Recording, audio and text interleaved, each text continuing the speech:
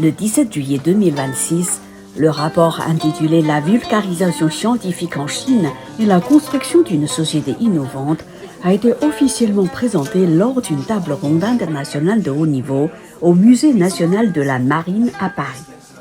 Organisé par China Europe American Global Initiative, avec le soutien de l'Association chinoise des écrivains scientifiques, de la Fondation chinoise pour le développement de la science et de la technologie et de la Bank of China, cet événement a réuni des représentants chinois et étrangers des milieux diplomatiques, universitaires, scientifiques et économiques.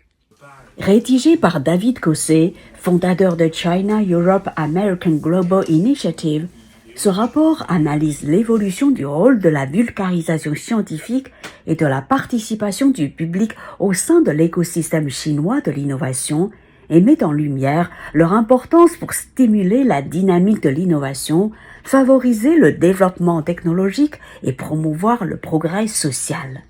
C'est un rapport sur la vulgarisation scientifique.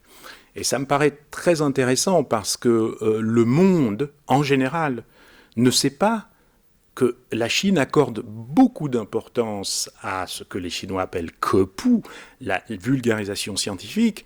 Et en fait, je pense que c'est un des éléments qui nous permet de mieux comprendre la société chinoise. Pourquoi ? Parce qu'il y a ce préjugé dans la tête de bon nombre de personnes qui dit que la Chine n'est pas capable d'innover.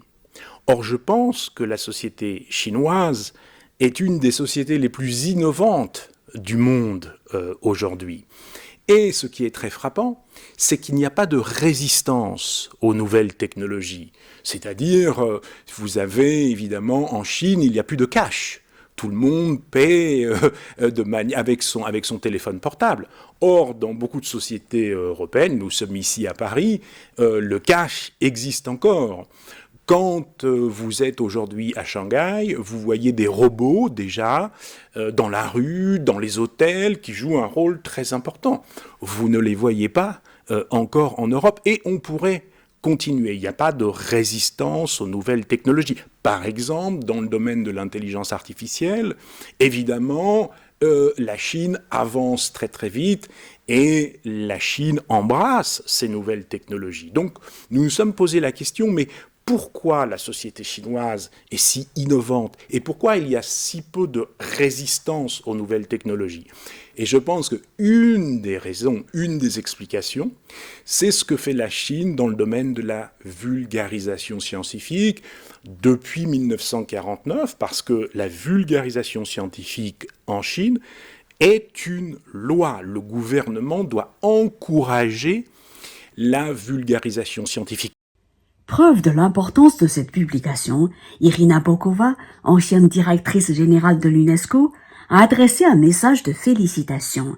Elle espère que ce rapport, qui offre une précieuse vue d'ensemble de l'écosystème chinois de la vulgarisation scientifique, renforcera la coopération, le dialogue et la mobilisation dans un domaine essentiel au progrès scientifique, à l'innovation et à l'avancement de l'humanité. Chu Guogang, secrétaire général adjoint de l'Association chinoise des écrivains scientifiques, a souligné que l'innovation et la vulgarisation scientifique se nourrissent mutuellement. Si les livres de vulgarisation scientifique permettent de traduire les technologies de pointe en connaissances accessibles, ces avancées offrent en retour une matière toujours plus riche pour les auteurs et la création de nouveaux ouvrages.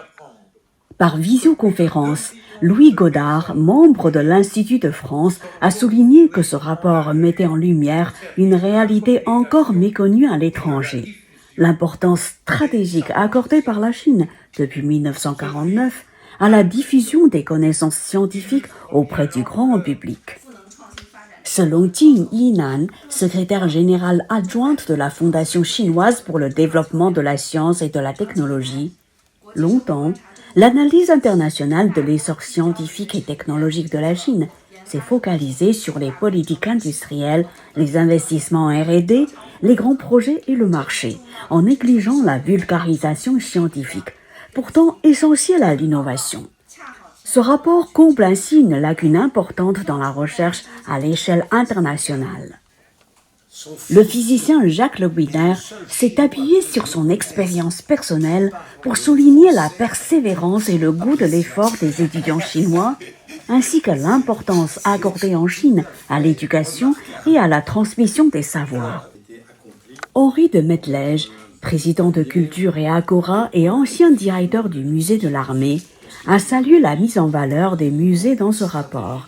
Il partage l'idée que les manifestations scientifiques transforment les espaces publics, musées et campus en véritables carrefours d'échange où enfants, familles et chercheurs se rencontrent autour de la science.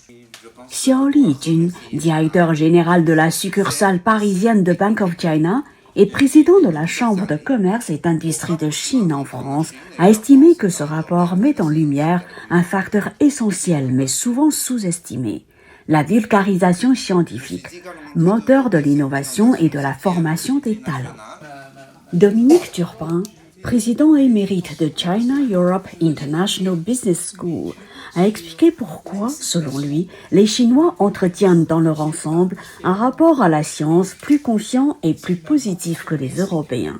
Enfin, Jean-Philippe Reynaud, président de JPR Advisory et ancien président d'Anji Chine, a souligné que la curiosité et la confiance sont deux leviers essentiels auxquels la science et la vulgarisation scientifique apportent une réponse concrète. La table ronde s'est poursuivie par un échange libre, permettant aux participants de partager leur point de vue sur la vulgarisation scientifique en Chine, ainsi que sur la coopération franco-chinoise dans ce domaine. Reportage par Mandarin TV.